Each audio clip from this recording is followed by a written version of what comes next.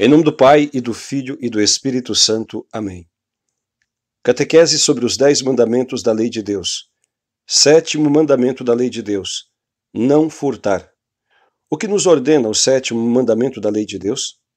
O 7º mandamento nos ordena respeitar os bens alheios, a propriedade do nosso próximo. Nos ordena restituir ao nosso próximo algo que porventura lhe tenhamos roubado, ou o prejuízo que lhe tenhamos causado. Nos ordena também que sermos justos e honestos em toda transação comercial que fizermos, ou trocas, não falsificando pesos nem medidas, nem entregando mercadoria diferente daquela que nós anunciamos.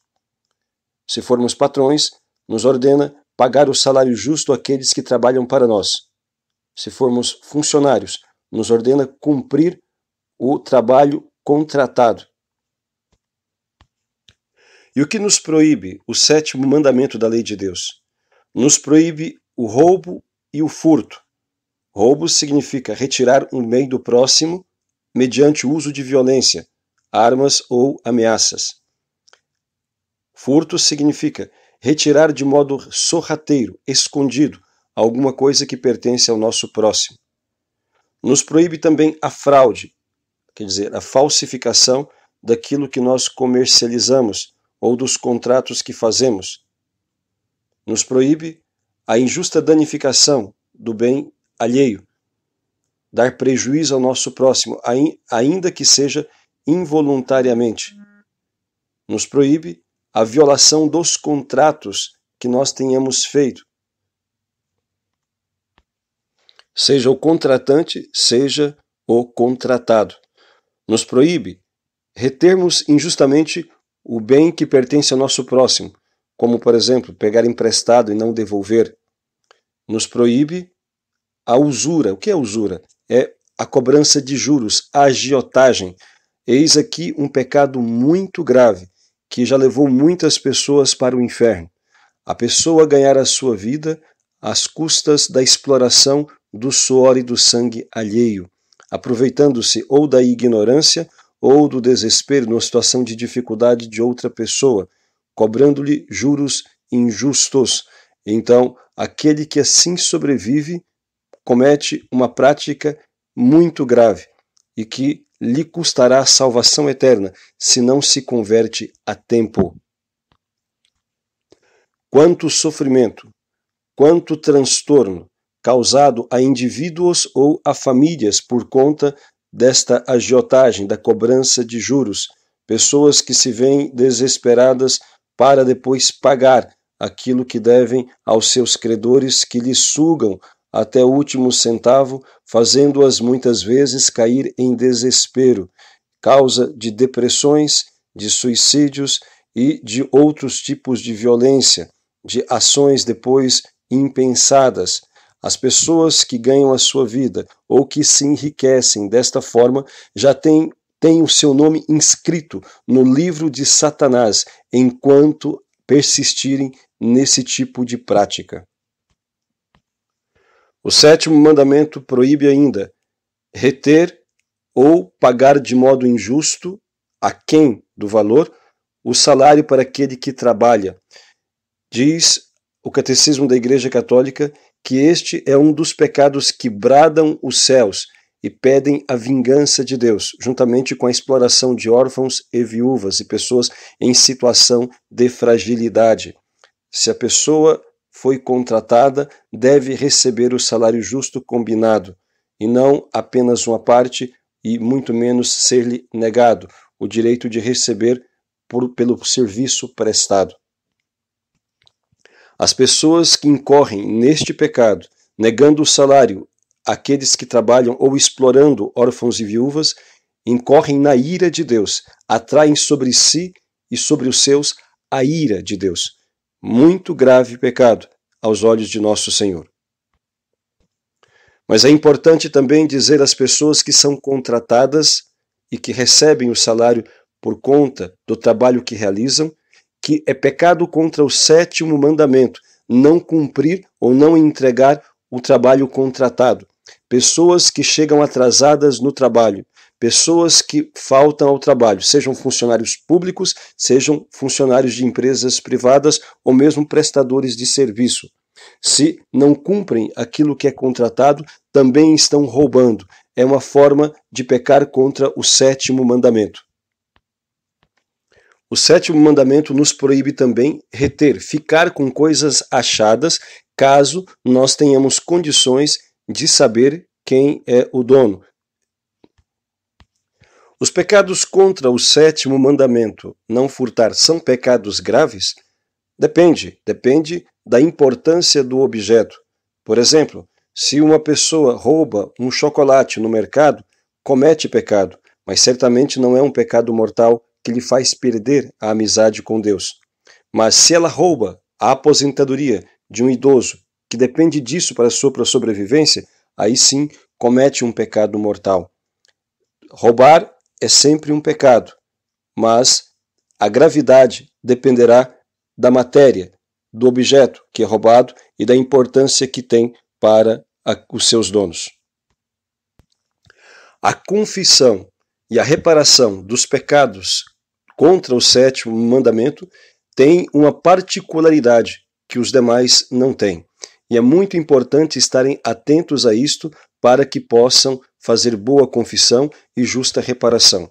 Os demais mandamentos, quando se peca contra eles, o sacerdote que absolve os pecados irá dar uma penitência em forma de oração, em forma de algum tipo de mortificação ou caridade para que sejam feitos. Os pecados contra o sétimo mandamento, além desta reparação espiritual em forma de orações, penitências ou caridade, também exige a reparação material, ou seja, a reposição do bem que foi roubado ou do prejuízo que nós causamos ao nosso próximo.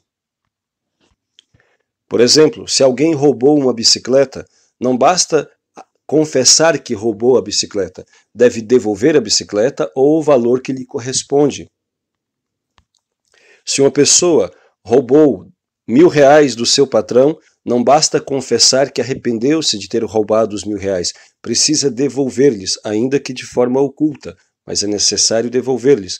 E se a pessoa deu prejuízo, por exemplo, a pessoa quebrou um copo na casa de alguém, enfim, ela deve pagar aquele copo, salvo se o dono daquele copo lhe perdoa este prejuízo. Assim, todos os males referentes ao sétimo mandamento, os roubos ou prejuízos que causamos ao nosso próximo, quando confessados, devem então também serem reparados, ou seja, devolvidos.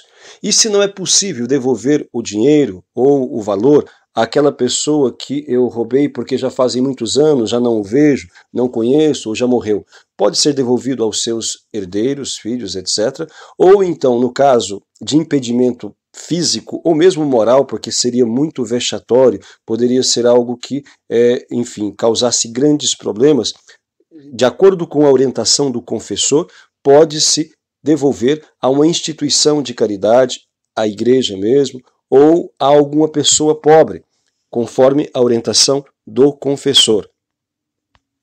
No caso dos pecados contra o sétimo mandamento, esta reparação material é necessária ser feita, porque se a pessoa que confessa o roubo ou o prejuízo causado ao próximo não faz esta compensação, caso ela se salve, terá que pagar cada centavo no purgatório.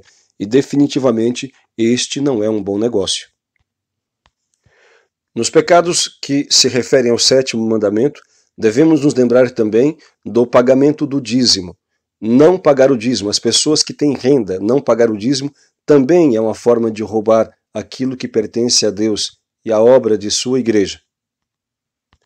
Tem o dever de pagar o dízimo as pessoas que têm renda. Evidentemente que quem não tem renda não tem obrigação de pagar o dízimo. E qual é o valor do dízimo? Qual é a porcentagem do dízimo? A igreja não estabelece uma porcentagem, porém a palavra de Deus nos diz, dízimo significa 10%, é a medida mais ou menos justa, portanto, para ser devolvida na igreja ou em alguma obra de evangelização. 10% daquilo que se ganha, mas não há uma regra estabelecida. Diz o quinto mandamento da igreja que deve-se pagar o dízimo conforme o costume, mas toma isto, se toma o 10% como base, porque é bíblico e é a referência que o próprio Deus nos dá. E quem dá calote em Deus também vai ter que pagar no purgatório, caso não faça a reposição. Claro que o confessor, o sacerdote, pode perdoar esta dívida e fazer uma forma adequada de reposição, de forma que o penitente consiga fazer. Ninguém está obrigado a fazer aquilo que não lhe é possível, mas deve fazer a justa reparação. Como se vê, os pecados contra o sétimo mandamento não são apenas roubos e assaltos, mas o prejuízo que se dá ao nosso próximo por se lhe estragar algo, por se reter aquilo que lhe pertence, ou por não se cumprir o contrato que com ele nós realizamos. Muitas pessoas cometem pecados ou leves ou graves contra este mandamento. Funcionários públicos, funcionários de empresa privada, pessoas que enganam nos seus negócios, pessoas que vendem gato por lebre, pessoas que pesos e medidas, e assim por diante.